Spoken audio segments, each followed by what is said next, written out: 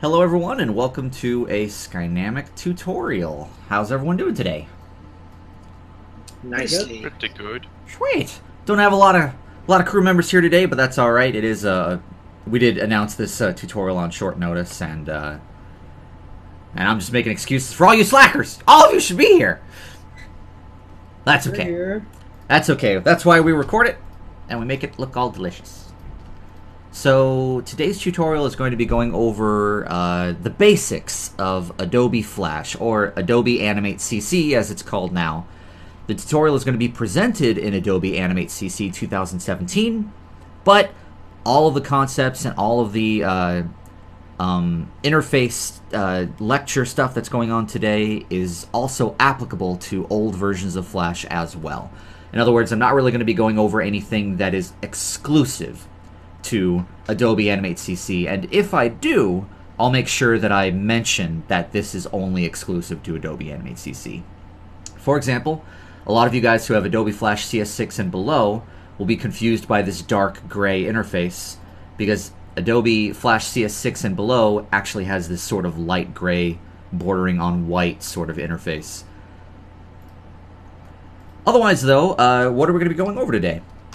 Mainly we're going to be going over why you should be learning Flash if you haven't taken the time to learn it already.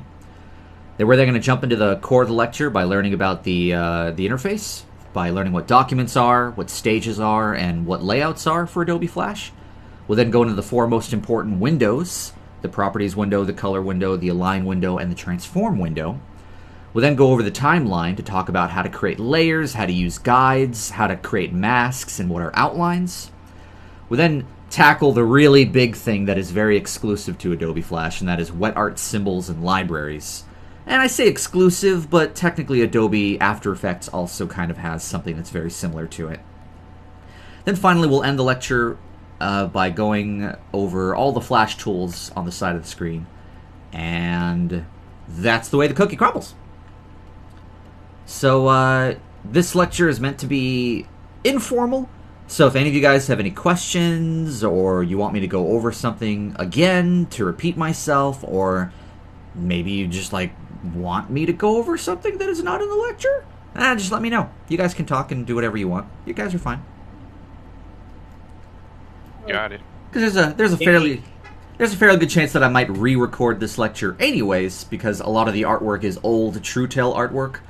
And then there's some new TrueTale artwork in here that hasn't been vectored yet, and honestly, I'd like the tutorial to just be full of nothing but beautiful vectored new TrueTale artwork, and I don't know, we'll see. Because I know that we've been toying around with the idea for almost a year and a half now of actually releasing these tutorials online to help build up a fan base, and I don't know, we'll see. We'll see what we do. But without further ado, let's just dive right into it. So why should you learn Flash? And keep in mind that this tutorial series was mainly geared towards college students.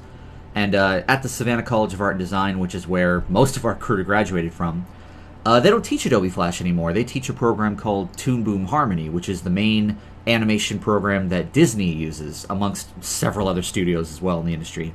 And I'll be honest with you, it's a much superior program. So if you've already learned Toon Boom Harmony, or you have access to Toon Boom Harmony, then why bother learning Flash? What's the point? Well, the first big point is that studios are still using Adobe Flash. Now, here's just a couple of TV shows that have used or are using Adobe Flash right now to animate their content. It's still used, not only in television animation, but it's also heavily used in commercial and marketing and advertising. A lot of the advertisements you see online that are built into web pages, that's all animated using Adobe Flash. A lot of the commercial animation that you see done for eHarmony and things like that, all that stuff is done using Adobe Flash as well. You'd be surprised how many resumes you'll send out to animation studios who will send you back a test, and that test is an Adobe Flash animation test. And if you haven't learned Flash, you're going to be in a really sore spot where suddenly you have to learn it all really quick. And if you're learning the program while you're animating the test, you're not going to get hired. So my advice is if you have access to both programs, Learn Toon Boom Harmony, absolutely. It's a fantastic program, but you should also be learning things in Flash as well. Another reason to use it is that it's very cheap to purchase. You can find an old copy of Adobe Flash CS6 and down for about $437.95 the last time I checked, or you could find it for free. All for free. You could find it for free pretty easily. However, if you don't want to do the whole free thing, you could pay that amount for it, and that's just the last time I checked. It goes down and down every time I check. You can also get a copy of Adobe Animate CC for $20 a month if you just want Flash, or $180 a year. Or if you want the entire Adobe Creative Cloud, it's $50 a month. Although, last time I checked, it was only $30 a month, so it actually went down by $20. Which is not that bad. I'm pretty sure that we spend, like, I spend more money on that on McDonald's, like, a week than I do on this. So, like, there's no reason not to do it. And having the entire Adobe Creative Cloud is pretty damn awesome, too, because, well, I mean, just for our studio alone, we use Adobe After Effects, Adobe Animate CC, we use Adobe Photoshop, we use Adobe Media Encoder, and we use Adobe Premiere. Like, that's 5 programs from the Adobe Creative Cloud that we use on almost a daily basis here at our studio. Toon Boom Harmony, on the other hand, which, once again, is the best program, is ridiculously expensive. If you want a standalone license where you just have it for yourself, it's around $2,000. Or you can pay $73 a month, or you can pay $876 per year for a membership. And that price has not come down. I check that price every time I teach this lecture, and every single time I check it, it's the exact same. So it doesn't look like it's getting cheap anytime soon. It's expensive for a reason. It is a damn good program. It's just ridiculously expensive for people like us who, you know, maybe are not financially in the best of situations right now. So obviously, that's one really great reason to learn Flash, is that it's just cheap. Another really great thing is that Adobe Flash, or Adobe, has rebranded Flash for animators. About a year and a half, it's like 2 years ago, they rebranded the program, and they're now calling it Adobe Animate CC. So we're always going to be saying Flash just because we're old school. We're just used to calling it Flash, but technically it's actually not Flash anymore. It's Animate. They added a lot of vector art brushes from Illustrator. They added a rotatable canvas, which is really nice, which I can just do right now. Hang on. Control Shift Space. Shift Space. There we go. Whee! Which is pretty sweet. They improved the brush and the pencil tool to make it so much nicer. So all of you guys that are using Adobe Flash CS6, you guys are going to be astonished at all the stuff I'm about to show you that Adobe Animate can do as far as the brush and pencil tool are concerned. Audio syncing is a lot nicer in Adobe Animate. It has faster color changing because you can put hex codes on colors, and all you have to do to recolor something is just type in the hex code and bam, it recolors everything. It's kind of like the Find and Replace tool, just using the color window. It's got colored onion skinning, which is really nice. You don't have to use blue and green anymore. It's got 4K video export, which is great. All the GIFs that we've been creating over the past month and a half have been video exported from Adobe Flash. It's awesome. Like, the video exporting in this is fantastic. It was not that way back with CS6. Video exporting from that sucked. It's got a camera tool now for actually creating camera movements really easy. Like, if you want to have a panning, a parallaxing pan where you've got different elements of the background moving at different speeds, you don't have to animate all of them at different speeds anymore. You can just grab the camera tool, move the camera, and it will automatically animate all of it for you, which is very nice. And of course, they took the frame picker. It was an old extension, which was called... Damn, Anthony, what was that extension called? That allowed you to pick, like, select a symbol, and then there was a thing over here that you could click on that would show all the frames inside of that symbol. Do you remember? I don't remember. Damn, what was it called? Hang on, we have it in our extensions. Public assets, Flash extensions. Keyframe Caddy. Yeah, the Keyframe Caddy extension has actually been built into the program. It's called the Frame Picker, and it's awesome. So we'll be going over that, trust me, when we go over animation. These are just some of the small things that have been added. They've added so many more things since I created this particular page of this tutorial. It's amazing, and they're constantly adding more. It's really becoming a really nice animation program, and I'm looking forward to seeing what they do with it in the future. I have a question real quick. Yeah, go for it, Eric. I have Flash CS6. I have access to animate, so I was gonna swap it out. Do I need to uninstall Flash to install animate? Or... No, not at all. Like, you'll notice that I have Adobe Flash CS6 installed and open right now. You can just swap back and forth between them. Okay. They don't interrupt each other or anything? Yeah. No, I would definitely recommend having both if you can, because Adobe Flash CS6 will allow you to save out Flash files in, like, as low as CS5. That way, like, for example, we have a particular crew member who only has CS5. He wouldn't be able to work with us if I didn't have CS6 installed on my computer. Oh, okay. Okay, that's good to know then. Yeah. But alright, another reason you want to learn Flash is that it's really easy to learn. It really is. Like, there's 8 tutorials to this whole learning Flash tutorial sequence of videos that I have planned for you guys. And I promise you, by the end of the 8th video, if you've watched all 8 of them, you will be just as good at Flash as I am. Like, it's not a hard program to learn. There are literally thousands of other tutorials online because the program has been around since like 1993, back when Macromedia still had it. So it's very easy to find tutorials online. It's also very similar to other Adobe products. So if you've ever used Photoshop or Illustrator or After Effects, jumping into Flash is going to be it's going to feel familiar. It's going to feel comfortable because a lot of the tools have the same sort of icons. The way that they lay things out is very similar to other programs of Adobe. It's just kind of nice to jump into it. Not only that, but it's also very compatible with other Adobe programs, which we'll talk about a little bit later.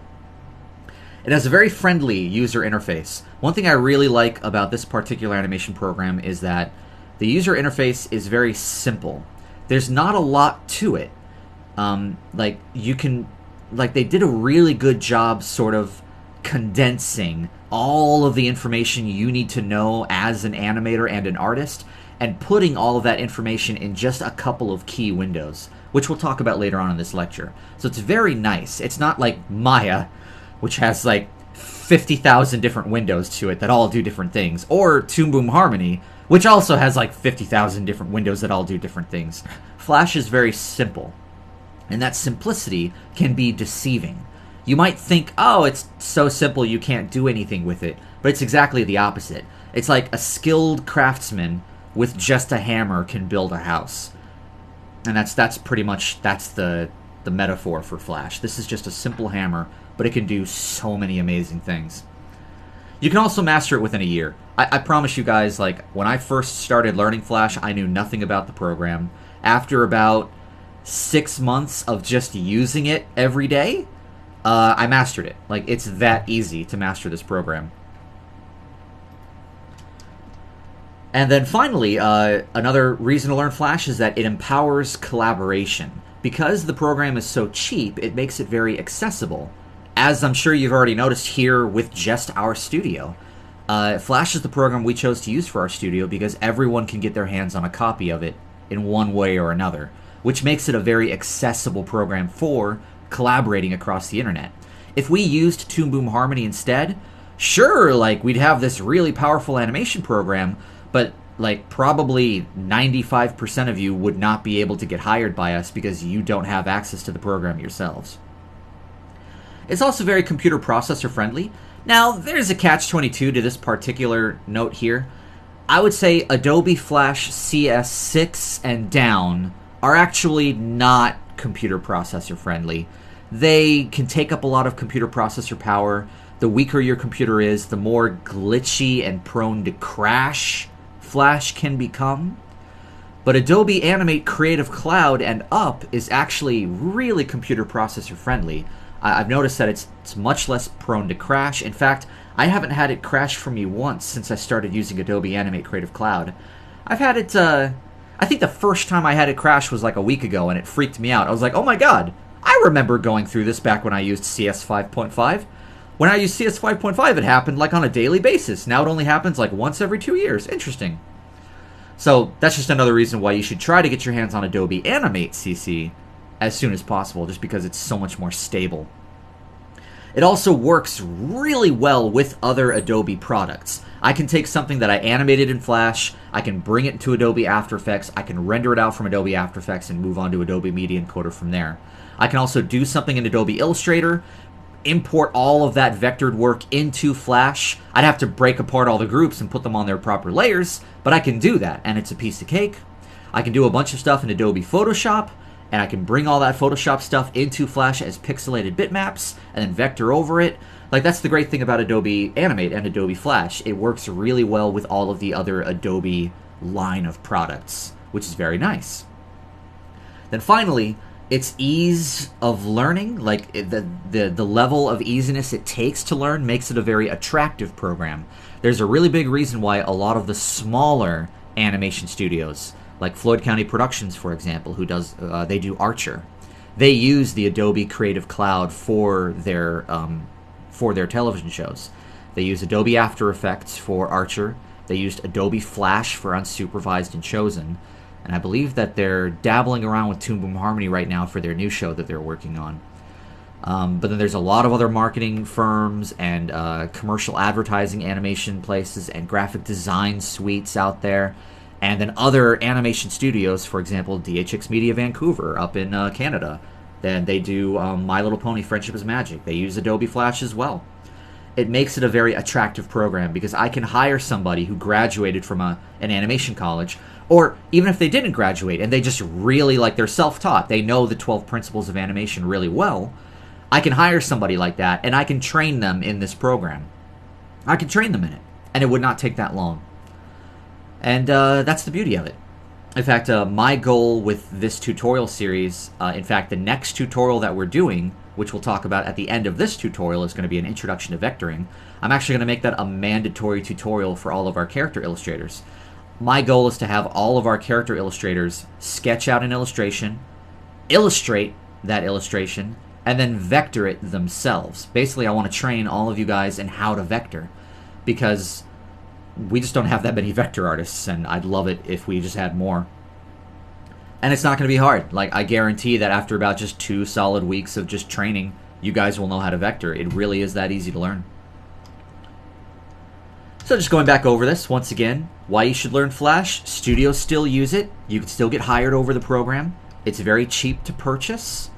Adobe is rebranding it for animators, which makes it very appealing for future animation. It's very easy to learn the program, and it empowers collaboration by making it easier to collaborate with others because of all these awesome things. So before we go any further with our tutorial, for those of you that are here in the chat, do any of you guys have any questions? Not at this point. Not yet. All right, sweet. That's the way the cookie crumbles. Oh, and Jose, sorry, I should be looking at the typing chat for you. Sorry about that. All right, so without further ado then, let's go ahead and jump into the core of our lecture, an introduction to Flash. So you're opening up Adobe Flash for the very first time. What's the very first thing you see? Well, let's find out. I'm going to close this out, and I'm going to close this out. And I'm going to minimize that. Ha! Ha! Ha! Let's open up Adobe Flash, which is Adobe Animate. I'm just going to call it Flash. Don't argue with me. I've been calling it Flash for so long. This is the first thing you're going to see. Now, right off the bat, you're going to be intimidated because this is a little different. It's like, okay, normally there's a create new document or like set size, or what the hell is this? All right, there's create new right here, but what the heck are all these? Like, this is all weird, right? Here's the thing. For all intents and purposes, everyone should be clicking on this, Action Script 3.0. Ignore all of this other stuff. You will never use it. Or if you do use it, the only time you'd ever use it if you are creating a website in Adobe Flash, which is when you want to go with HTML5 Canvas. Or if you're creating a web-based animation and you want to use like the WebGL feature, but you don't have to because it's weird. Or if you're using any of the Air stuff or like creating something for an Android. Otherwise, though, everyone should be using ActionScript 3.0. So we click on that, and it automatically opens up a stage that is defaulted to 550 pixels by 400 pixels. All right. So so basically this is our stage. So now that we've got this open, I'm actually going to go back to our lecture real quick. Which, by the way, you all can find this lecture in our public assets folder. We have a tutorials folder. And this is class 1, welcome. And this is the Flash file that we use for it. There we go. So now we're back in here. So, the very first thing that you want to... There we go. Okay, so another way that you can create a new document is you can just go to File, New, and it'll bring up all the settings that you need to know for a document. Notice how it automatically defaults to ActionScript 3.0. Flash knows that everybody mainly uses ActionScript 3.0, so it just defaults to it. But now you can set your width and your height. Like maybe I want to do 1920 by 1080 so I can have 16 by 9. Another thing about that, if I go back to File and New, I can also choose my ruler units, whether I want pixels, inches, points, centimeters, millimeters for all you Europeans. Mainly it's just pixels. Change your frame rate. Frame rate defaults to 24 because once again Flash is an animation program. They understand that we animate at 24 frames per second. You can choose your stage color. Overall though, you just hit OK and there you go. That's the main thing you have to work with. So that's how you create a new document. Let's say that you want to edit an existing document. The way that you would do that is you'd go up to Modify, and you'd click on Document, which then opens up this document settings right here. I'm going to go back to this blank document.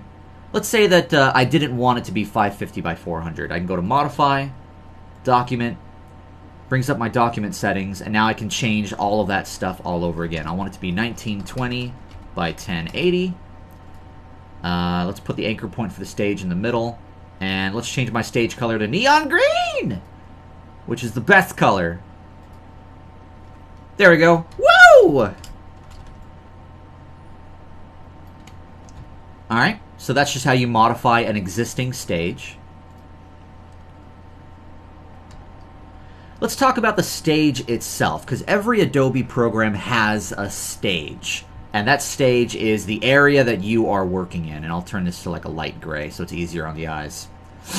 So the nice thing about the stage with Adobe Flash is that, unlike Photoshop, where you are limited to just drawing within the stage, Flash allows you to draw outside the stage, which is really nice.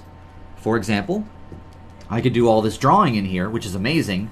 Woo! That's why I paid $200,000 to get 2 art degrees. You can also go outside of the stage and draw this stuff out here. Like, oftentimes when I was working at Floyd County Productions, my director would come by, grab my Cintiq pen, and he'd, like, start writing some notes, like, you know, up here for me. There you go. But yeah, it's very nice. You can totally take advantage of it if you want to, you know, put some reference images up here and surround your stage with some, like, artwork to kind of help you out. If you're an illustrator, you could put the turnarounds like right up here, right above where you're drawing, so you can constantly be looking at them and comparing them. It's very nice to be able to take advantage of the fact that you can go outside of the stage. And you can go pretty dang far, which is pretty crazy.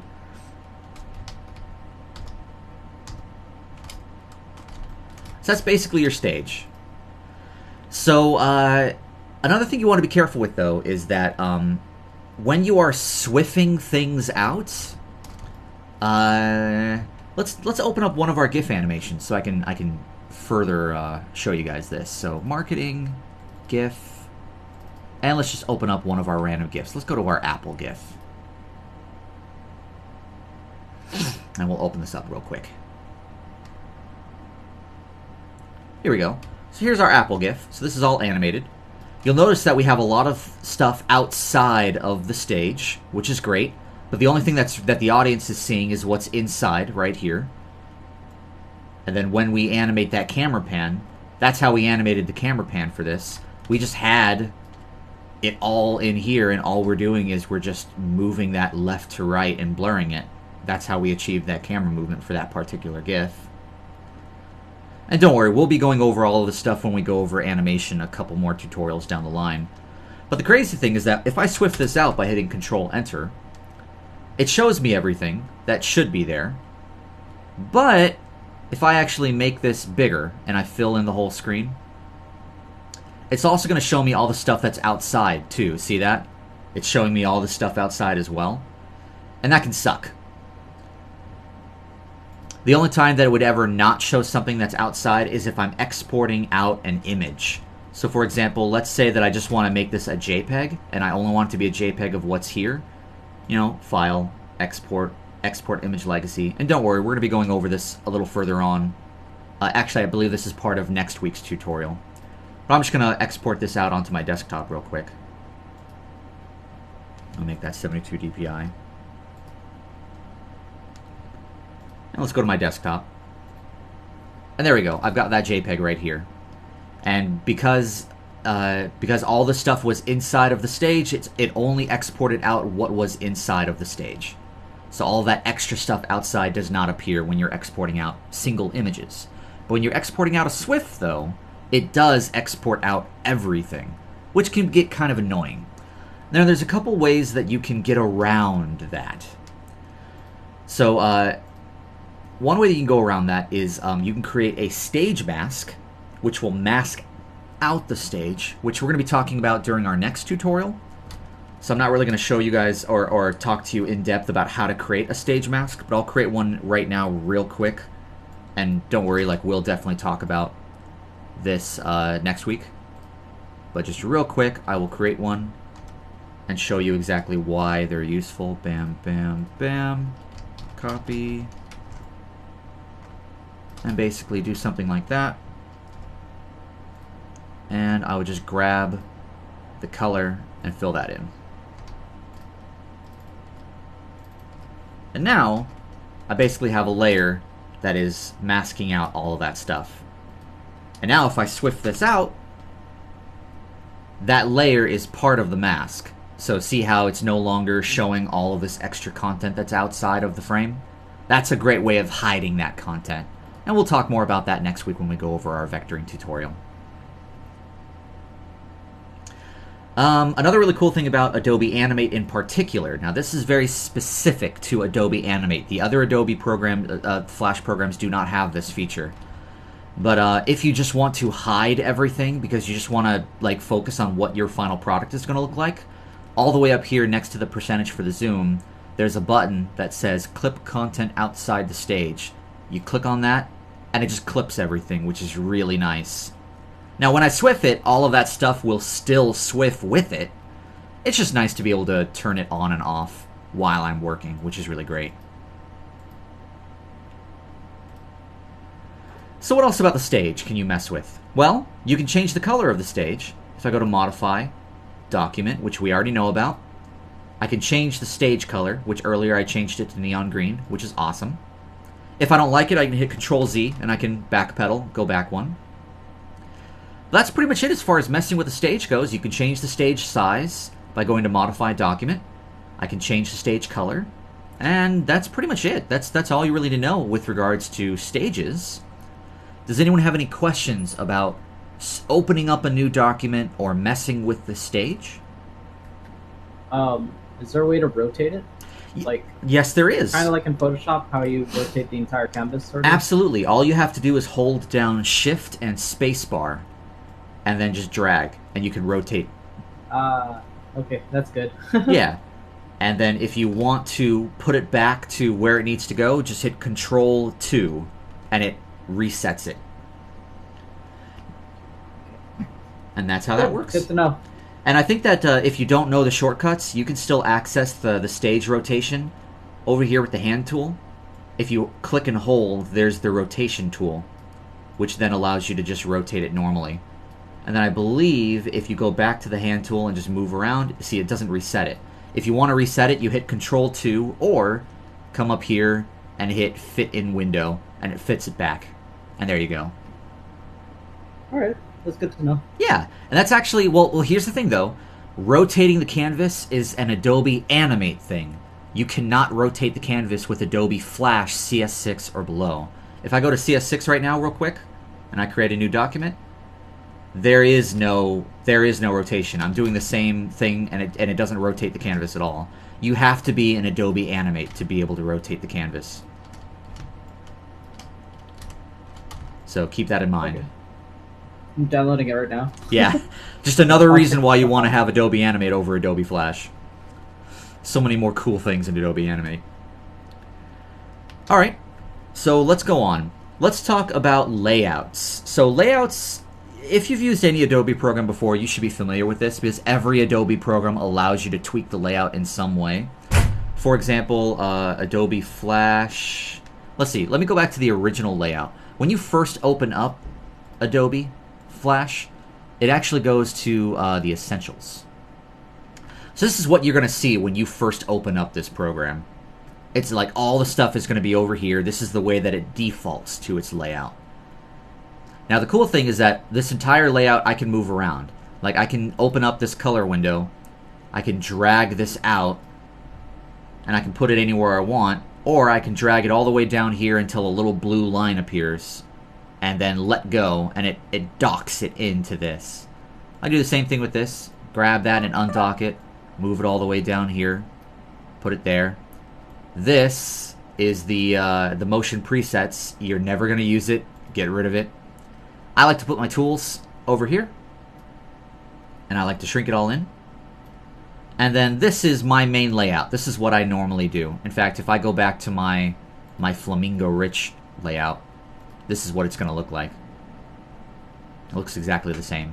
Now that's the cool thing about the layouts, is that after you find a layout that you're very comfortable with, if you come all the way up here, you can click on this, which shows you all of these different layouts they've already got built in. Essentials is the default, which I changed, so now it looks like this.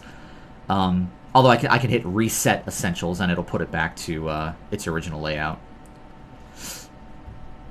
But you can also go to Animator, and this is what Adobe believes animators are supposed to be seeing. Whatever. They're trying to market their stupid CC libraries thing. There's the classic layout, which is from Adobe CS like 5.5 and below. You've got like the debug layout if you're using this for action scripting, because it's got the output down here for CSS coding. It's got the designer layout if you're doing like, I don't know, it doesn't really look any different. You can just like click on these and find the layout that you like. Once you find one that you like, though, you can click on New Workspace. And then you can name a new workspace. We'll just call this Untitled Workspace, and we'll hit OK. And now, see how we're now inside of the Untitled Workspace layout? That means if I accidentally go back to Essentials, and I'm like, oh crap, I want my layout back. Well, we saved it. I'll just go to the Untitled Workspace, and there I am. We're back here. But I don't want Untitled Workspace. I'm going to delete it. Delete. So basically, I've got my Flamingo Rich layout, which is this one here. Whenever I'm animating, this is the layout that I use for animation. But whenever I'm working on illustrations or things that don't need to be animated, I have a layouts, where all it does is it just moves the timeline over here so that I can see all of the layers that are being created. And it gets rid of the timeline itself because it's not being animated. I don't need multiple frame numbers if I'm just creating a really good work of art. And that's the way that I do my layouts. But every single Adobe program has this feature. So this is not new to Adobe Animate or Adobe Flash. I just want to let you guys know that you can move those layouts around. So any questions about moving layouts around and creating and saving them to use them for later? Is there a way to export like your settings? Like if you're going to work on somebody else's computer? Like the layout?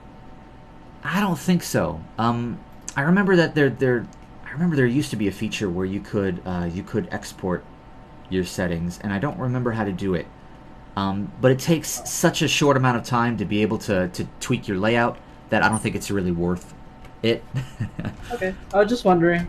Yeah. I mean, I didn't think that like I would need to do that. I was just wondering, just like in case. I believe there is, and it's like edit preferences, and there's something about like exporting out from here that I can't quite remember how to do it. I'll look into it for you, and if I remember how to do it, I'll, yeah, I think you can sync your settings to your Adobe ID, and as long as you log in with your Adobe ID on another computer, it'll remember all of these settings for you. How about how to import extension? Oh, we're not there yet. We're not there yet. We'll get to that, don't worry. Not today, because extensions are a little bit more complicated. I like to put that into the puppet rigging tutorial, because you're mainly using those extensions for puppet rigging. We'll see. Remind me again at the end of this lecture, and I might go over extensions at the end of this lecture for you. Okay. But, yeah.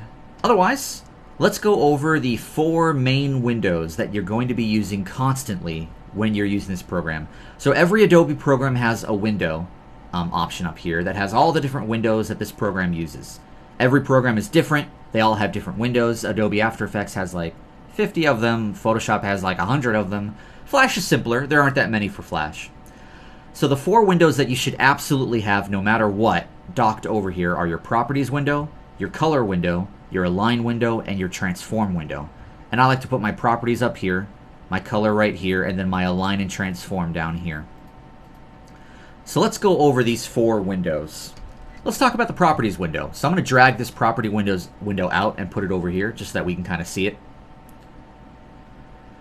So the Properties window is the most important window of Flash, and it's also very unique to Flash. It's I think, correct me if I'm wrong, Anthony, but does Adobe After Effects have a Properties window similar to this? Not really.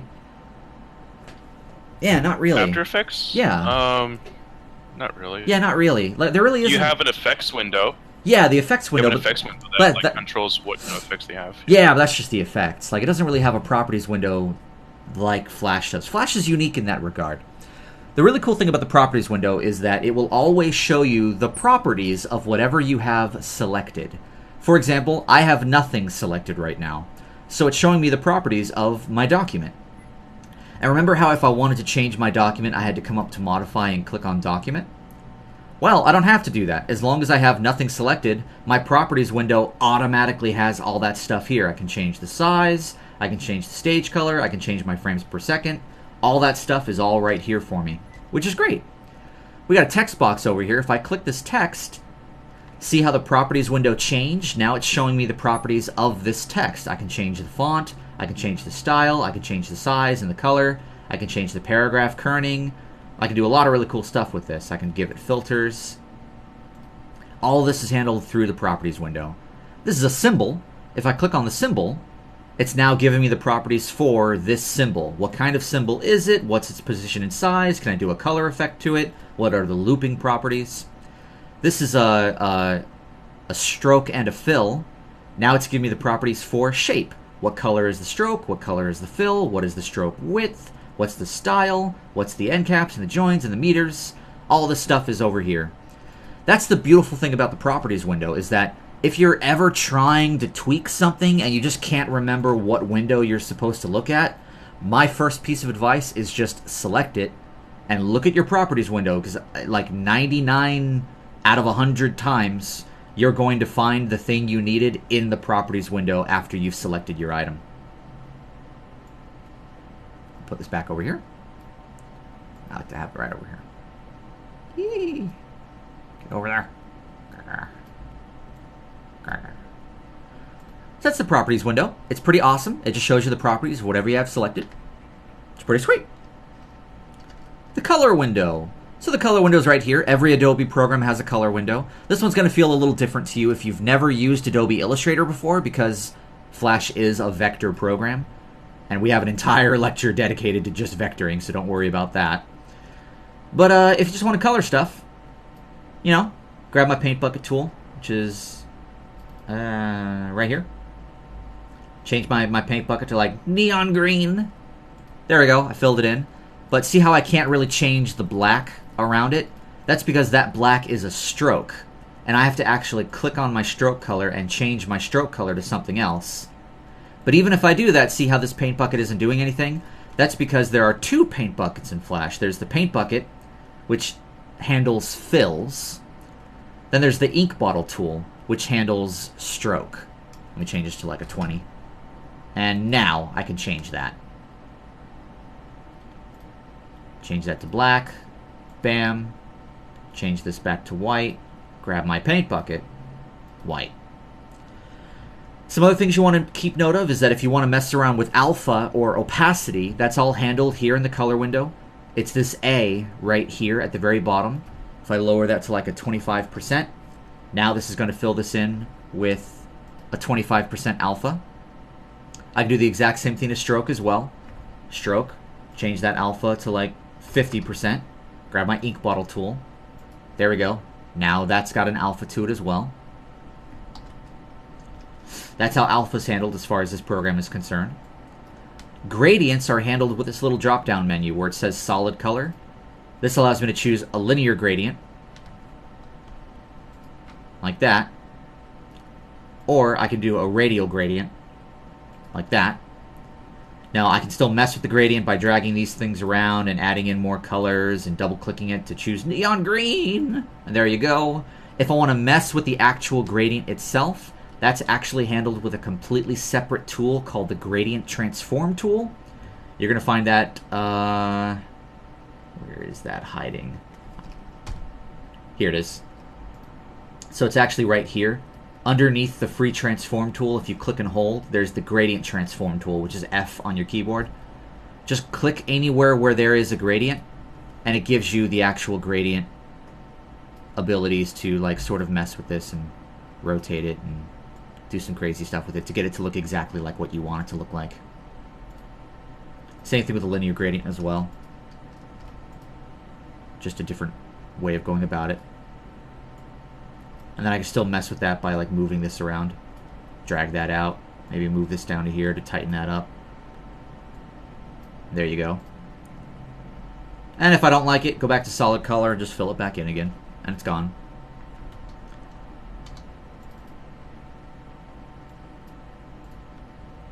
That's your color window. That's basically what the color window does at its basest form. Any questions about the color window?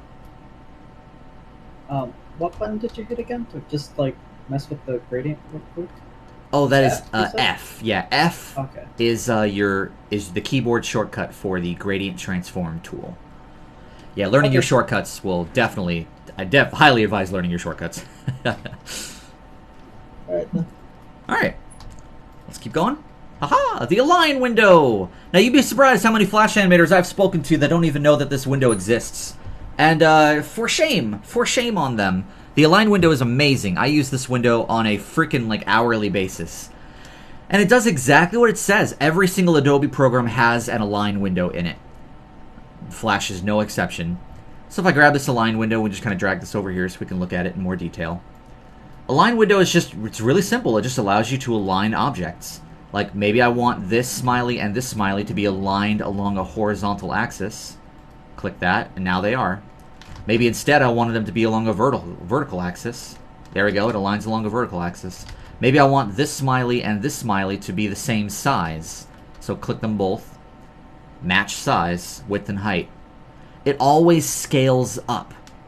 So if for whatever reason I want this big one to match the size of the small one, I have to temporarily just make it smaller. And now I can scale it up. Maybe I want all of these different smileys. Like if I just kind of put them all in a row. Maybe I want them all to be aligned along a horizontal axis and then be evenly distributed from one another. So select them all, align along a horizontal axis, and then distribute along a horizontal center. And there you go. It's amazing. If you're a graphic designer, this Align window is freaking fantastic. It also allows you to align to the stage. So all I have to do to align to stage is just click this little checkbox right here. And now if I want this to be directly in the center of the stage, just align vertical, align center. That is my direct center of the stage. Maybe I want this one to be at the top and in the corner. Maybe I want this one to be at the top and the other corner. Maybe this one I want to be in the center, but along the bottom. And now I can just start to align all of my stuff and get all these guys to where I want them to be. And it's incredible. The power of this Align window is amazing. Highly advise taking advantage of it. It's pretty awesome. I have something to add in terms of the Align window. Yeah. What do you have? It's a bit of a warning though. When it comes to vector art, there are a lot of times where I create a very clean vector, and sometimes when I'm like, oh, I want to like kind of center this wet art of a vector to the center of the stage. Oh, that's a good point. Flash will actually give more points to it. Yeah, not only will it give more points, but it'll actually crush it as well. That's a good point. You know, if I grab like wet art, so this is you know, a square. I can mess with this. So it's not a symbol because these are symbols over here. So if I grab another one and I copy and paste it over here, and let's just say that I rotate it and maybe shrink it down. And let's say I want these to be distributed. Bam, I can do that. But I know that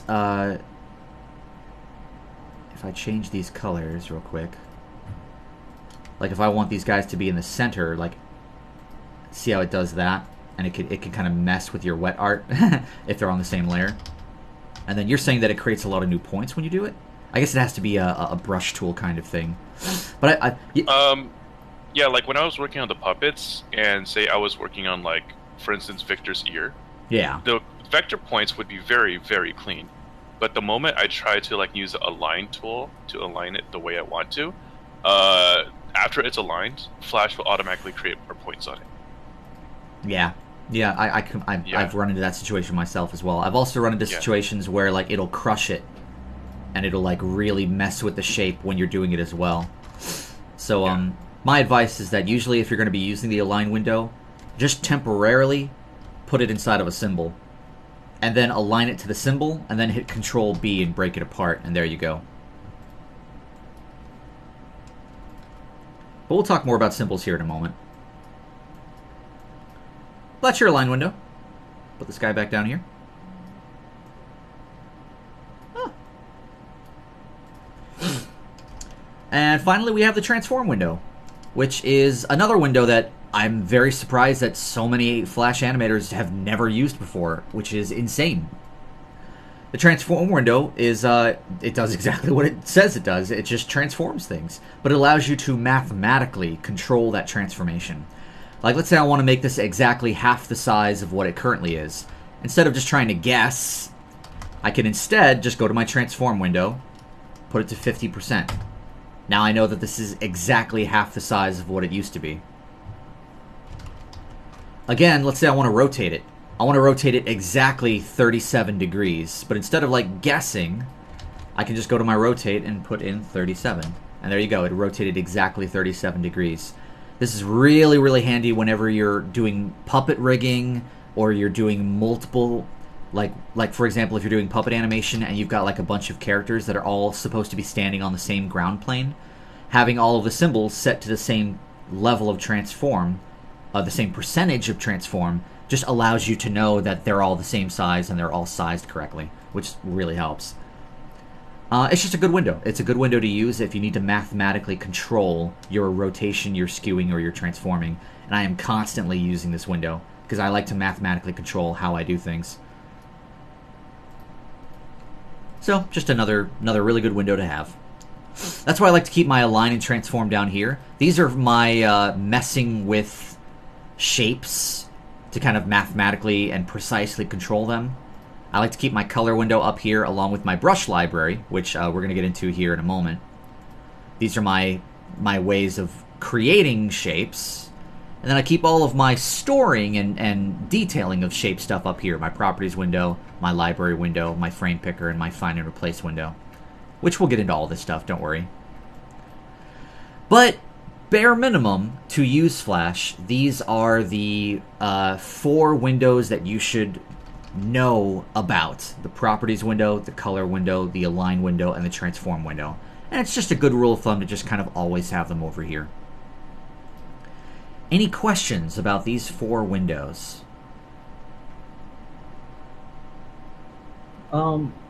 You're saying that you're able to mathematically like adjust certain shapes, and you brought up the example of lining up characters.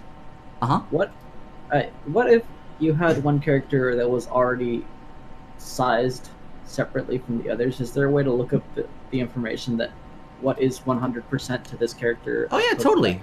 Here, I'll show you. If we have We go to our characters folder and we go to our puppets folder, and let's open up the Dolly puppet because I have all the puppets inside of this file. Yeah, I just want to know There we if are. it would show you the information that, like, oh, this one's been adjusted to 25 or something. Yeah, so That's- see how she's set to 100%, right? Caleb is set to 100%. Victor is set to 40%, because I haven't done that resizing for him yet. Melody is set to 70.4%, so like these two guys have to be tweaked to get to 100% as well. So let's just use Caleb and Dolly. Let's say that I'm setting up my document for animation, and I have Dolly like up here, right? Because, you know, she's like all the way up here in the camera. And I know that like Caleb needs to be the same size as her because he's going to be standing on the same ground plane. Now your first like inclination is to, oh, okay, I'm just going to size him to like how he should be. There we go, right? But you see how he's set to 315.4?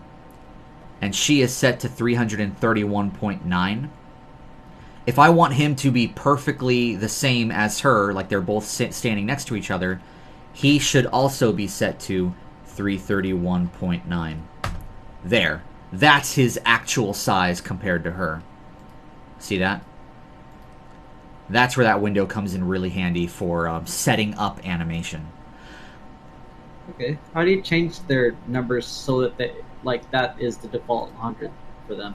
Oh, you have to use an extension called the it's in CS6. It doesn't work in animate. It's called the yeah, so many more extensions in CS6. What is it? The zero transform as is. And what it does is it basically takes a symbol that is not set to 100%, and it resizes all of the wet art inside of the symbol, like over a half-hour period, to put everything at 100%. And we'll talk a bit about that when we go over extensions. I'm probably going to have a whole separate tutorial just for going over all the awesome extensions that are in Flash. Okay. That's good to know. Yeah. Like, because I'll have to do that for Victor here. Like, this should be set to 100%, and it's not. I just have to run it through that extension to put everything at 100%. That way, everybody is at 100%, which makes it very easy for setting up documents later on. But, yeah. So, let's keep going. So, we now know a bit about how to create a document. We know about this area over here, which are these important windows. Let's talk about this area down here. Now, we're not going to talk about the timeline, because that's more about animation. So creating new frames, deleting frames, adding frames. That's something that we're not going to go over today. That's a little too complicated. But what we are going to talk about is this area over here, these layers. So how do we create layers? What are guides? What are masks? What are outlines? Let's take a look. So I'm going to jump inside of this symbol right here so that I'm in a whole new timeline. So I've got a fresh timeline to work with. And if you're confused about what the hell I just did, don't worry. We'll talk about symbols here in a moment. So if you want to create a new layer, all you have to do is come down here. There's your create new layer button right here. I can create a whole bunch of new layers. They automatically number themselves, which is great. I can draw something on layer 8. I can come down here to layer 5, change my color, draw something on layer 5. Layer 5 is not messing with layer 8. I can still grab layer 8, move that stuff around. Grab layer 5, move that stuff around. It's alright. Nothing wrong. However, unlike Photoshop, where it only messes with the layer that you have selected, if I just select these and delete these with the trash can icon, if I grab my eraser tool, so if this were Photoshop, and I've got my eraser tool right now, I'm only on layer 5, which is this white line. So if I were to erase, it erases from layer 5, right? Now in Photoshop, if I did something like this, it's only going to erase what's on layer 5 because I'm only selecting layer 5. However, Flash doesn't do that. Flash affects all of the layers all at once, regardless of what you have selected. So that is something that you want to be aware of, and a lot of Flash animators will be, a lot of newcomers to Flash will be put off by that. The way that you avoid messing with other layers accidentally is lock them.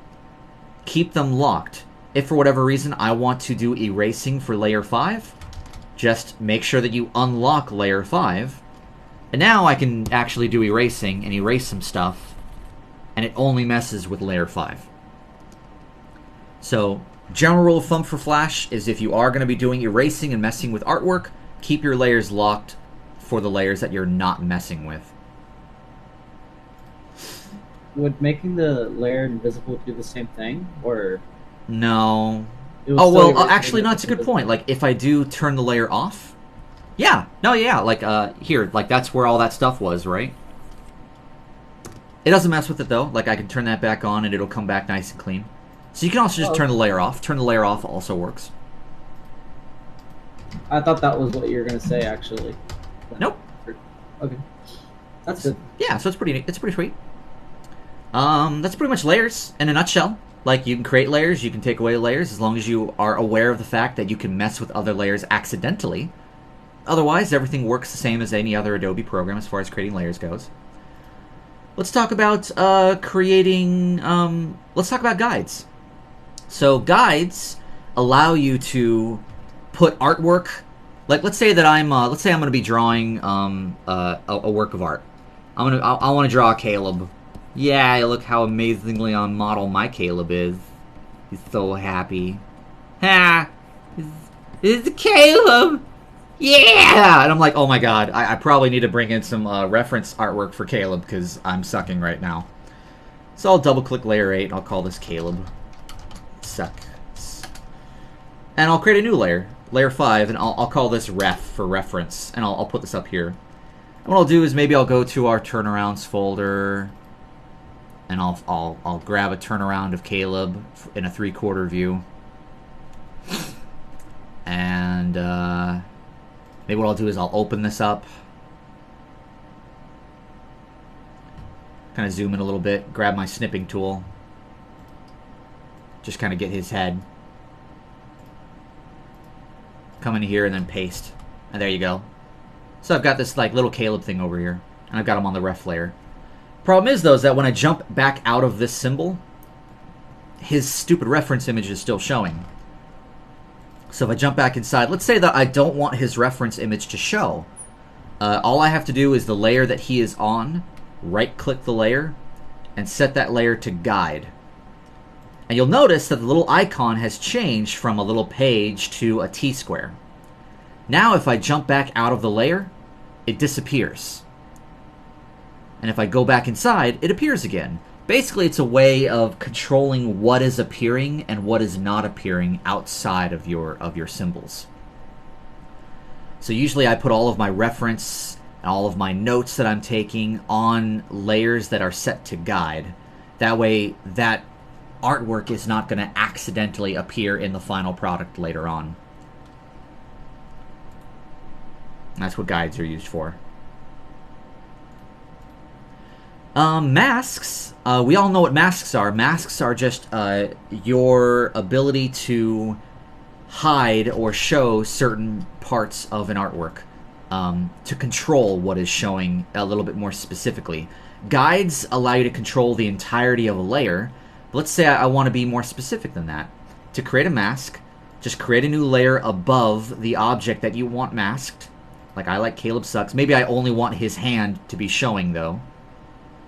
So, right here, I'll just call this layer mask. And using my rectangle tool, I like to set my masks to, like, red at a 25% alpha. Kind of like that. With no stroke.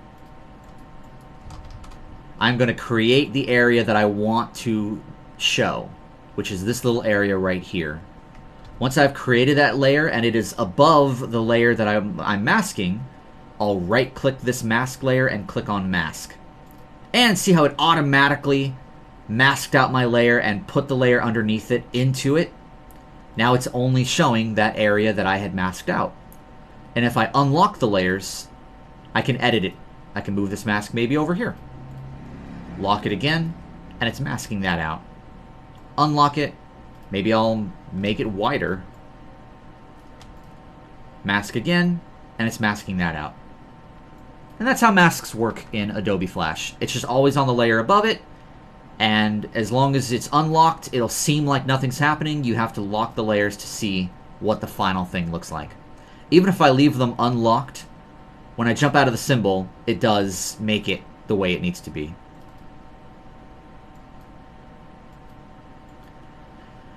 So the last thing I want to go over are outlines. Now, outlines are these little colored boxes right here. Now, if you've used Illustrator, you know what outlines are. If you've ever used any vector program, they have outlines in them.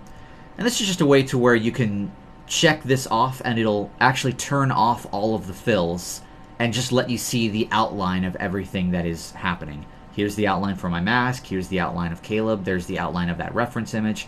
Here's the outline of the work area. And it just allows you to select objects that are buried underneath other objects. For example, the way that this is really used to effect is if we go back to our puppets folder. And I open up these puppets here real quick. While we're animating these puppets and we go inside of their heads, there's a lot of different shapes on here for controlling all of her facial features. Probably not Dolee though, because she's not rigged with those yet. Let's go to Caleb. So you see how when he's not set to outline mode, it looks like he just has a normal face. But I set it to outline mode, and suddenly we notice that he has these circles that we can click on right here. Now if I go back out of outline mode, those circles are still there. See, I can still click on them. But these are actually how we control his eyelids. Because inside of these circles are all of his eyelids for how he blinks. And all of his other facial expressions that he has. And we'll get more into this when we go into puppeting later on in these lectures. But if I don't know where those are, and as an animator I'm just like clicking around like, where is it? Where is it? Click on outline mode, it'll show you all of the shapes. There it is. And now I've clicked it, turn it back off, and I've got it selected. So outline mode could help you with selecting objects that are underneath other objects, which is nice. Now you can change your outline colors. Maybe I want this mask to be black. So I'll double click, which brings up the layer properties, and I can change the outline color to black. And hit OK. Now, when I set this to outline, it goes to a black outline. Maybe I want Caleb to be neon green. Double click that, set it to neon green, hit OK. Now he'll be neon green when he goes to outline mode. And so on and so forth. So I can change those outline colors at my leisure.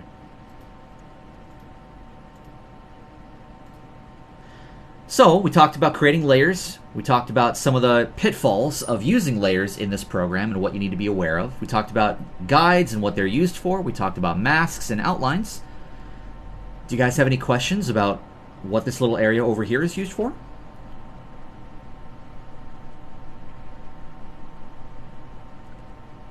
Anybody? Not at this point. Nope. All right. Sweet. Nice. All right, awesome. So let's go ahead and move on. Haha! Now we're getting to the nitty-gritty stuff. So now we're going to be getting into very specific things that Flash has. So far we've been talking more about generalized things that Flash has and how it's similar to other programs. This is going to be very exclusive to Flash.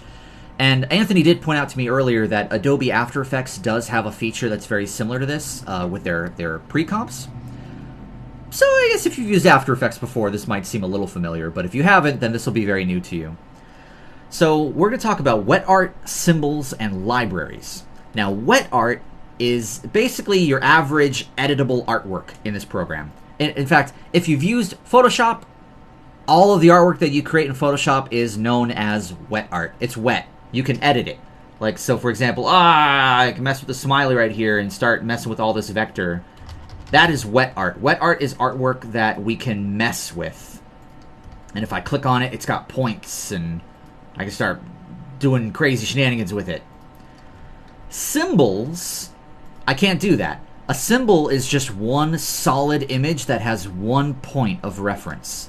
All I can do is move it around, and I can like squash it and stretch it. And I can rotate it, and I can skew it. But that's about all that I can do. I can't actually change the image itself like I can do over here. So why does Flash even have this feature? Why does it even have symbols? What are symbols even used for? So symbols are just like in a non-animation definition, symbols just allow you to store your artwork inside of the library. Now the library is a window that we haven't gone over yet. The library, if I close all these other windows down by double-clicking them, the library is all of the symbols that you have created are stored inside of this library. And I've put a lot of symbols inside of here. For example, this symbol right here, if I double-click it and I go inside of the symbol, notice how suddenly my timeline is a completely separate timeline? If I double-click anywhere else, I can go back out. In fact, if I go to View, Preview mode, and I set this to anti-alias text, which is what Flash normally defaults to, if I double-click, see how it fades everything else out? This is just a visual way of knowing that you have entered into a symbol. Double-click back out, and I'm back out of it. Double-click back in, double-click back out. You see how right now I'm inside of Scene 1? If I double-click in, now I'm inside of Smiley. So that means that if I come down into my library and I find my Smiley symbol, which is here, there it is. That's my symbol. If I double-click back out, I can actually drag this smiley from the library. I've got it stored, which is very nice. If I accidentally delete that, it's not gone forever. Because I symbolized it, it's still in my library. And I can just drag it right back out, which makes everything nice and easy. So that's the first thing you'd want to know about symbols. Symbols allow you to store artwork as clip art inside of the library. Another reason why symbols can be really cool is that it allows you to have an entirely different timeline stored inside of a symbol. I have a whole new timeline inside of here. I can create a bunch of new layers, I can put a whole bunch of new frames, and all of that is kept separate from my main scene, my main timeline. So I can have timelines within timelines, within timelines, within timelines, which really helps us out with animation, which we're not going to really get into today, but I will be showing you how that is useful later on when we actually go to animation later on down the line. So symbols are basically reusable images that are stored within the library that can then be manipulated separately from the rest of your document. So how do we create a symbol? To create a symbol, all you have to do is have some wet art. So here's some wet art. I can manipulate it. Once you have some wet art, select it, come up to Modify, and hit Convert to Symbol. And what it does is it brings up this Convert to Symbol window. Now, usually I like to set it to Graphic, registration point in the center, and I like to always give it a name that is applicable to what I'm doing. So for now, I'm just going to call this ZZ Smiley. And I'll hit OK. And now, in my library, if I go all the way to the bottom, there is a ZZ Smiley down here. See that? So I have created that symbol.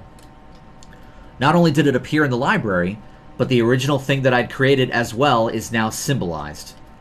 And if I double-click to go inside of it, see how I'm now inside of the ZZ Smiley symbol, and I can mess with stuff. And, you know, if I edit something in here, see how it automatically edited in the library as well.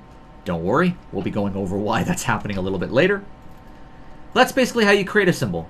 It's nice and easy. You just select some wet art, go to Modify, Convert to Symbol, and you create a symbol. Okay.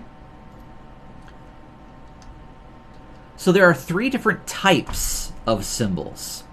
You'll notice that when I created that symbol, it gave me the option for a type: movie clip, button, and graphic. Let's talk a little bit about what these different types do. So let's talk about movie clip first, because that's the one that it usually defaults to when you're creating a symbol. So, haha. Oh, Jose, you asked a question there. Why can't you store wet art? You just can't. It has to be stored as a symbol. That's just the way the program works. You just can't do it.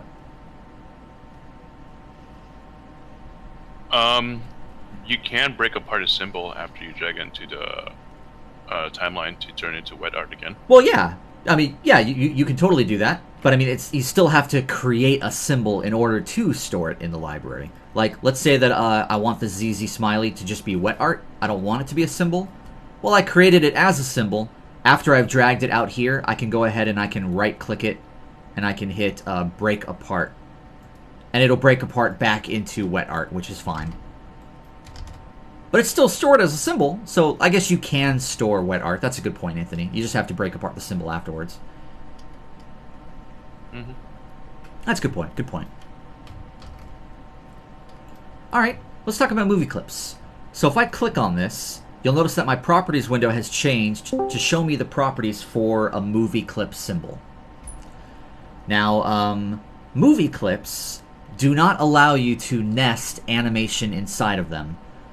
So if I go inside of this movie clip and I had a whole bunch of different frames in here as an animation, if I jumped outside, that animation would not play. And don't worry, we'll talk more about symbols and animation when we get to the animation tutorial later on. But the really cool thing about movie clips is that they allow you to apply a lot of Photoshop filters. For example, I can change the blending mode to lighten, or to overlay, or to hard light, or to invert. And I can do all of this stuff that I normally could only do with bitmap and pixelated artwork, but I can do all of that as long as it is a movie clip symbol. I can also apply a lot of really cool filters to it, like I can blur it out, like a 50, which is a pixelated thing in a vectored program, but I can do that to a movie clip symbol, which is really nice. In fact, if we actually go back to that Apple thing that we were looking at earlier, marketing, GIF, posted, Apple, and I open this up real quick. So give me a sec here. So there we go.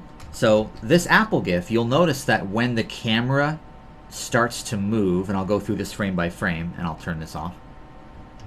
As it starts to move, you'll notice that the background blurs. You see that? And then once it starts to arrive at its destination, it unblurs back into here. Now that was all handled right here in Flash with by taking these BG symbols. If I turn everything off except the BG, in fact it might be better to use the BG down here. The way that was handled is this background is a movie clip. You'll notice that it has a blur on it of 0, but then this keyframe right here has a blur of 50 pixels set to high. So because it's a movie clip, I was able to blur the background and then animate it actually going from non-blur to blur. And don't worry, we'll talk more about keyframes and tweens once again when we get to the animation lecture later on down the line. But I just want to show you an example of how you can use movie clips to create a lot of really cool Photoshop-y effects right here inside of Flash. Buttons. Buttons are something that you're never going to use. I'll still tell you what they do, but I'm just warning you right now that none of you are ever going to use them. They're mainly used for ActionScript 3.0 coding. They're used for websites, exactly. For example, if you've ever been to newgrounds.com and you go to click on a video and it has like a loading bar with a button that says play, that was originally created as a button. In fact, I might even have an example of that I could show you guys real quick. Give me a sec here. Because I did a little bit of this back when I was in college. So, personal work. This would be the Ballad of Mecha Pinkie Pie, and I'm pretty sure that these step-by-step videos that I created. Yeah, if we click on the Swift, yeah, you see how there's a play button right here, and I click play, and then suddenly it starts to play. How that was handled, if I open up that Flash file real quick,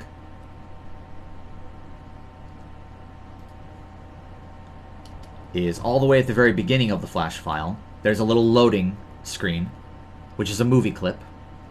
And then there should be, if I double click inside of it, yeah, so if I double click and I go next, this play button right here, see how this is a button. And what this has is this has an instance with like some ActionScript 3.0 encoding on it to make it so that basically what happens is that once this animation reaches frame 2, it won't continue unless someone clicks on this button. We're not going to go into that because you're never going to use it. However, if you are interested in learning more about creating loading bars and buttons, there are hundreds of tutorials online that can teach you guys how to do that. But for all intents and purposes, as far as Skynamic Studios is concerned, you're never going to use buttons. The big symbol that you're going to be using more than any other symbol is a graphic symbol. Now, graphic symbols, as you'll notice, they don't give us all those really cool Photoshop stuff. If I click on Movie Clip, I have all those cool Photoshop displays and filters down here. When I click on graphic, all that stuff goes away. That's because graphics cannot have Photoshop filters applied to them. That's because graphic symbols, if I go inside of it, if I created a whole bunch of animation inside of this symbol, and I double-clicked back out, it would play all of that animation out here. Because it's playing all of that animation, Flash just does not have the rendering capability to put all these blurs and overlays and drop shadows and all these cool things on that symbol and then have it apply to all of that animation inside of it. Flash just can't do it. Flash is not powerful enough to do that. So that's the kind of thing where if you wanted to do that to an entire animation, you probably have to bring it to Adobe After Effects and do it from there. But for all intents and purposes, it can still do a couple of little things. Like I can change the brightness, which is nice. I can give it a tint and actually, you know, push it towards a color. I can mess with the alpha, make it invisible or not, which is nice. And then advanced allows you to do a tint and an alpha at the same time, which is kind of nice too. That's pretty much the extent of what graphic symbols do. You can also change the looping properties, but that's more for animation. We're not going to talk about that until we get to animation down the line. So my advice is, for all intents and purposes, every time you create a symbol, always create a graphic. And then if for whatever reason you need to use it for Photoshop stuff, just change it from graphic to movie clip, and there you go. Now I can do movie clip stuff to this, or I can change it back to graphic. And there you are. That's basically how these three different types of symbols work. Do you guys have any questions about these three symbols? I do agree with what you're saying there, Eric. Like, it does kind of feel like they should be swapped, shouldn't it? Doesn't it feel like the graphic symbol should be this and the movie clip symbol should be that? Weird, right? Doesn't make any sense. Yeah, it's a little weird. It is a little weird. I don't know. It doesn't feel weird to me simply because I'm so used to it, because this is how I learned it. But yeah, thinking back, yeah, it does kind of make sense to have it swapped. Whatever. Graphic symbol is the one you're going to be... Like, I think of it as graphic is just... I'm creating graphic art. So... it's a graphic. I just use a graphic for everything. Movie clip, I think of it as, oh, I'm creating movie features, like drop shadows and blurs and all the stuff that movie types of stuff do, and that's why I remember it as movie clip. I don't know. It's weird. Yeah, but alrighty. Oh, that's fine. Let's keep on going. So... Wait, I don't remember. You can't export a movie clip symbol into After Effects, right? Not with CS6, but I believe that with Adobe After Effects CC 2017, it actually can do it. We'd have to do a little bit of experimentation with that. When we go over an After Effects lecture down the line, we'll probably go over that and test it out. Okay. Alright, so let's talk about some more things regarding symbols. So, one really cool thing about symbols, you know, here's an entire symbol right here. This entire thing is one big symbol. So if I double-click to go inside, I'm in a whole new timeline. I'm now inside of the work area 4 symbol. And I've got 4 layers. I've got a layer for the BG. I've got a layer for the head. I've got a layer for the mouth. And I've got a layer for the eyes. Now this will look fairly similar to those of you who vector for us. We like to vector out these body parts separate from one another so that we can, you know, animate them separately. Oh, if I were to click the whole mouth. Wow, wow, wow, wow, wow, wow, wow. Let's say I want to put all this inside of a symbol. So, you know, just like I've shown you so far, I would select everything, which has selected the eyes, the mouth, and the head. Go to Modify, Convert to Symbol, and we'll call this ZZ Smiley 2. Alright, yeah! I've created my symbol. But now if I double-click to go inside of that symbol, notice how it did not preserve my layers? Everything is now on one layer. In other words, if I grab this mouth, oh, it cut the mouth out.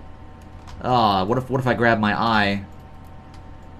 See, I just cut it out of it. Well, crap. I wanted to preserve my layers. Damn it, Flash. Why are you so freaking annoying, right? So let's undo all of that to where I still have everything on its own separate layer. How can I put all of this inside of a symbol with, like, and still preserve all of my layering? Well, the long way of doing it is to create a new layer temporarily, call this layer what you're planning on naming your symbol, you know, ZZ Smiley 02, and just create a temporary shape on there. It could be anything. Now I'm going to select this shape. I'm going to symbolize that shape and call it what I would want to call my final symbol, and hit OK. Now, before I go into that, I'm going to grab these layers, right-click, copy layers, go into this symbol, right-click, paste layers. And that allowed me to create a symbol that is the symbol I wanted and still have everything separated into layers. It was a long way of going around doing it, but that is how you would do it if you're just using Flash by itself.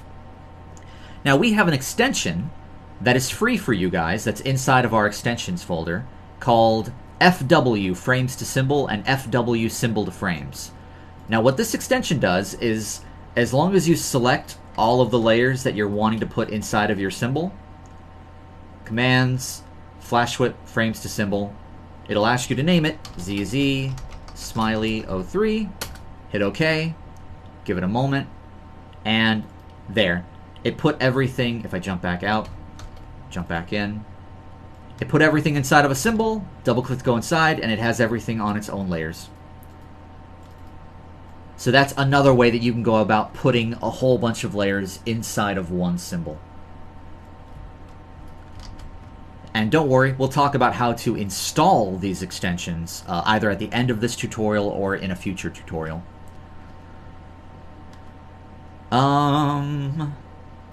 Yeah. So any questions about symbolizing multiple layers at once?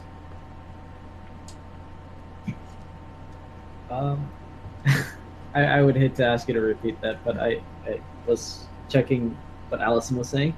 Oh, well, that's your own fault for not paying attention? You can watch the recording later. I will. I'm sorry. Sorry, that's okay. You should probably be paying attention. I'm sorry. It's fine. You can continue though. Alright. So next up. Now the really cool thing is that because all of these symbols are placed inside of the library, you can access other documents libraries as well. For example, if I come over to Apple, and let's say that I want that smiley over here, well, I could come over here and I could copy this smiley and come over here and I could, you know, create an empty layer and paste it, and there you go. That's one way of doing it. But another way I can do it is in my library window, all the way up here, I can click on this and I can access the library of any other document that is currently open. And in here I can type in, you know, ZZ, there's my ZZ smiley, drag it out, and I have it. Likewise, I can do the exact same thing over here. I can access that Apple library, and maybe I want this arrow over here. It's really cool. When I was working at Floyd County Productions, we actually had Flash files that had, like when you opened it, it had nothing in it, but all they had were just these gigantic libraries of all of these different props and puppets and assets. And we just always had that document open while we were animating in our other document, so that we could grab all of these different things from the other document to drag in. Which is really nice. It makes it super easy. Just another advantage of having libraries.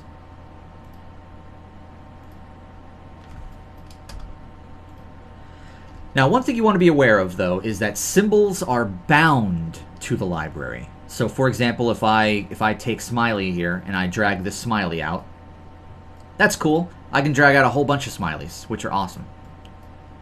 Have a whole plethora of Smileys.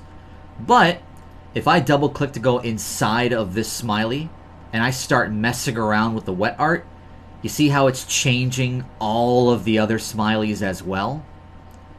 That's because this smiley is bound to the library. And because all of these smileys are the exact same one from the library, it's going to edit all of them all at once, which can get kind of annoying after a while. Now, if you want to avoid that, let's say I only wanted to edit this smiley. I want to change him to a different color. What I'd have to do is I would have to right-click and go to Duplicate Symbol. And then rename him to something else. Maybe I'll call him ZZ Smiley Neon Green. And I'll hit OK. And it looks like nothing happened, but here in my library, I've now got a new symbol called Smiley Neon Green. If I double-click to go inside, see how I'm inside of the Smiley Neon Green? If I double-click back out and double-click back into here, all of these are still ZZ Smiley. That means that if I go inside of here, I grab my Neon Green, and I fill this in, and I fill this in, it only changes this one. But all three of these are still bound to each other, so if I double click in here and change it, it'll still change the other three. So, just a good thing to keep in mind, that the library, that symbols in the library are bound to each other, and the only way to get around it is to duplicate it and create new symbols. If it's a new symbol, it'll only affect that symbol. But if they're all the same symbol, they will all be affected simultaneously. Now that can be annoying, but that can also be really good too. Like if you've got something like this Apple thing over here, where we've got two versions of the background.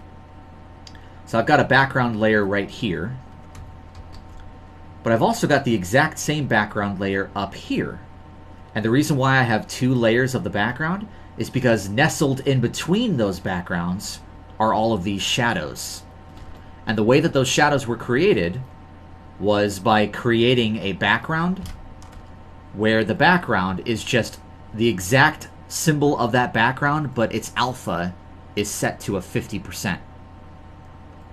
That way it creates a 50% shadow underneath everything.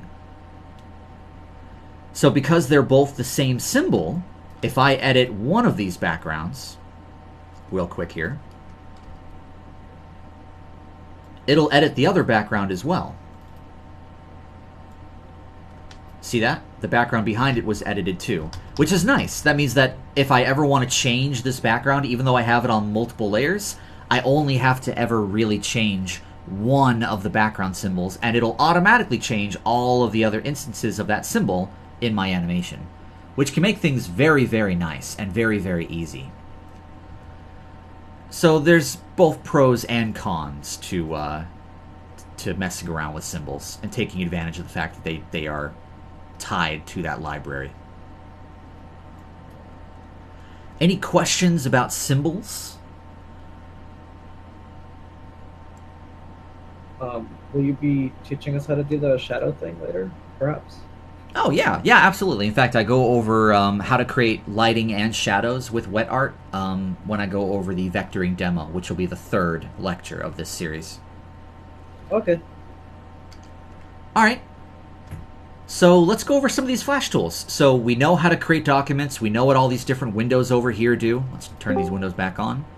We also have a pretty good grasp of how to create layers, how to mess with guides and stages and masks, what the library is and how to use the library, and what symbols are. Let's talk a bit about all these Flash tools over here. Now, I'm not going to go into too much detail with these, because next week's tutorial, where I actually go over vectoring and how to create vector, I'll be going over all of these tools in extreme detail. What I want you guys to know, though, is that whenever you've selected a tool, there are 3 different areas that you can manipulate how that tool performs in this program. First off, let's just take a look at the tools themselves. You'll notice that the tools are separated by these lines. So the top portion is your selection tools. Your selection tool, your subselection tool, your transform tool, which is also your gradient transform tool, your 3D rotation tool, which is also your 3D translation tool, and then your lasso tool, which is also your polygon tool and your magic wand. You'll notice that all of these are just for selecting things.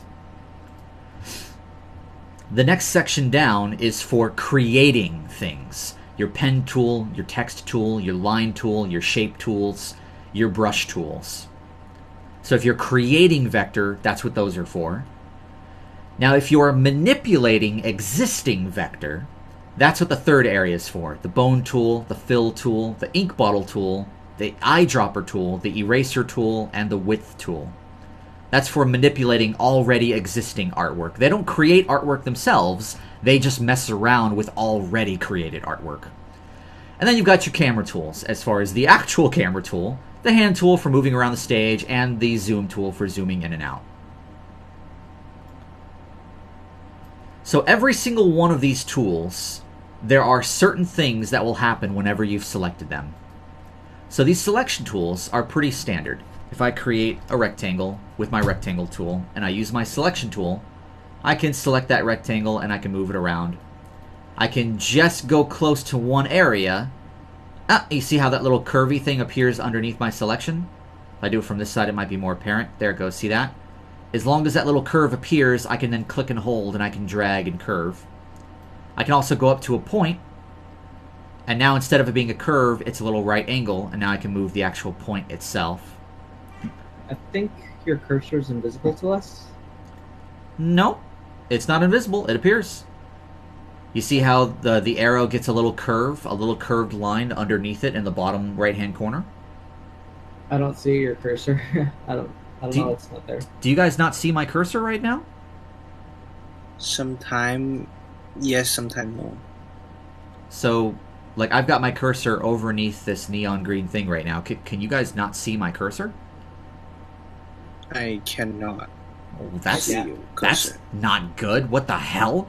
Hang on. That's a problem. Damn, that might be a problem with the actual live stream settings. I did see it earlier. You saw it earlier? No, Yeah, it's it saw it sometime. Like yeah, just pop up. Isn't Weird. Try Huh. hitting caps lock. I think that makes stuff disappear sometimes. Oh, really? I don't know. I noticed it messes around with Photoshop. I don't know if it does anything here. Weird. I don't know why. I it's see not it on the showing. top right there. Wait, you can see it now? No, well, it showed up for a little bit up on the top, but on flat, like the actual animate, it's not there. Weird. Well, huh.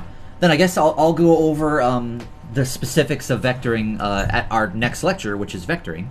But damn, it's kind of hard to show you how all these tools work without you guys being able to see the actual tool itself. can see Right in, there.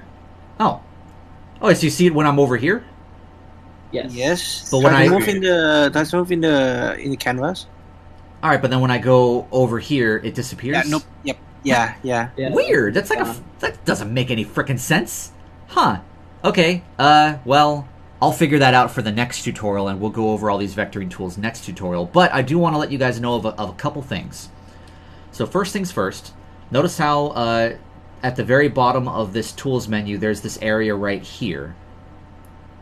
Now I want you to watch that area as I select other tools. See how it disappeared when I selected the subselection tool? 3D rotation actually gives a whole different set. Whole different set. You see how that area is actually changing depending upon what tool I have selected? Yes.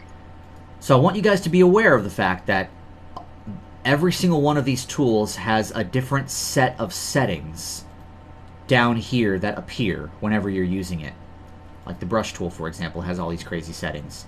Now I'm going to be going over what all of these settings are one by one next week when we go over the vectoring tutorial.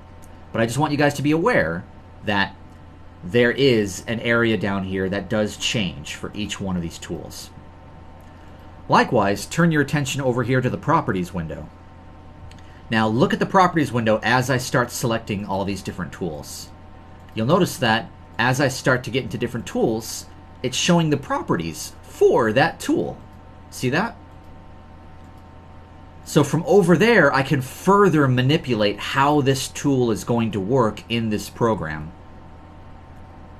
So that's two areas, the area down here at the bottom of the tools menu, the tools window, and the properties window. That's two different areas that will change depending upon what tool you have selected. Then finally, The other way that tools will change the way they work is by actually holding down Alt or holding down Control as you create them. For example, just this selection tool. If I don't hold anything and I just move it around, I can move this object. If I hold down Control and move, alright, nothing happens. If I hold down Alt and move, oh, it's copying it every time I move it. Alright, what if I go to my rectangle, or let's just go to my rectangle tool. If I don't hold down anything, it will always create a rectangle from the top left. If I hold down Alt, it creates it from the middle. If I hold down Control, it actually turns into a selection thing instead. What if I hold down Alt and Shift? It'll create a perfect square from the center. If I let go of Alt, suddenly it's doing it from the corner. If I let go of Shift, suddenly I can do whatever I want. So keeping in mind that Control, Alt, Shift will always mess with your tools in some way. And don't worry, next week when we go over all of these tools in extreme minute detail, I will let you know exactly what every single one of these tools does, from the area down here, from the properties window, and from holding down Control, Alt, or Shift to let you know exactly what to expect from each and every single tool. I'll also let you know my personal opinions about what tools I think work really well in this program, what tools you should be avoiding entirely, Bone Tool, and other things like that. But just once again, there are 3 areas that you should always keep in mind when you're using a tool. Bottom of the tools window, the properties window when you have the tool selected, and holding down Control or Alt or Shift when using them. And that is pretty much it as far as this introduction to Flash goes. Everybody who is watching this tutorial later on from the recording or is here in the chat right now, all of you guys should at this point in time have a basic understanding of the user interface of Flash and what these various areas do and what you should be expecting from them for the future. This is our foundation. We can't really learn about any more of the more complicated stuff unless you understand these basic user interface issues. So with that said, does anyone have any questions or comments or concerns about any of the basic user interface stuff that I've gone over so far, or maybe something that I haven't gone over that you have a question about? Not yet, really. I gotta rewatch that one part, but that's it, really. Okay. Maybe because it's still basics, that's why. Yeah, it's just the basics. The future is probably like, hey, Shaq, every 5 seconds or something like that. Yeah. No, that's okay. As we start to get into more complicated things, it'll definitely start to get more complicated. But it's just basics. I just want to introduce you guys to the program and what you should be expecting from all these different areas. And hopefully you guys have a bit of a better understanding for it. If I were to, if you're watching this recording later on and you're, you want some homework, what I would advise you do between now and the next tutorial, before you watch the next tutorial, is open up Flash, start messing around with it a little bit, kind of get familiar with all the stuff that I've talked about today. Create a symbol, mess around with some wet art, maybe draw something with some of these tools over here. Get a feel for all the basics that I've gone over. That way, when you go into the next lecture, which is going to be this. So our next lecture, next week, is going to be creating vector art. And it's going to be a lecture. So I'm not necessarily going to be creating vector art in front of you. It'll be a lot like today's lecture, where it's a lot of concepts and talking about what is vector and how do you manipulate vector and stuff like that. We'll talk about creating stage masks, how to set up layers for vectoring, how to mess with bitmaps inside of this program, how to minimize your points, what are the differences between strokes and fills. We're going to go over all of these vectoring tools in extreme detail, so I'll figure out exactly what the heck is going on with this mouse cursor by then. We're going to talk about overlapping and why it's important and how you can utilize it effectively. We'll talk about groups versus symbols and what are the pros and cons in relation to each one. If you're an Illustrator user, you're very familiar with groups. If you're a Flash user, you're very familiar with symbols. What are the differences? We'll talk about stroke conversion and how you can convert strokes to fills and how you do that. And then we'll also talk about the find and replace window, which is actually over here, which is a very powerful tool that allows you to manipulate vectoring in a very broad spectrum all at once. And that's what next week's lecture is going to be. So it'll be the same time as this week, as this lecture, so Sunday, 2 p.m. Eastern. For all of you character illustrators that are watching this recording right now, I'm going to tell you right now that it will be mandatory that all of you attend that lecture, unless you have a good reason for missing it. Otherwise, though, I want every single character illustrator in on that tutorial, because I want all of you guys trained in vectoring. All of you should be trained in vectoring. And that's what we're going to be going over at the next tutorial. So, yeah, that's basically it. Woo, yeah. So thank you very much for being here, everybody. What I'm going to do is, unless anybody has any last-minute questions or concerns, I'm going to shut off this recording, and we're going to put it up on the YouTubes and have it there for time and eternity.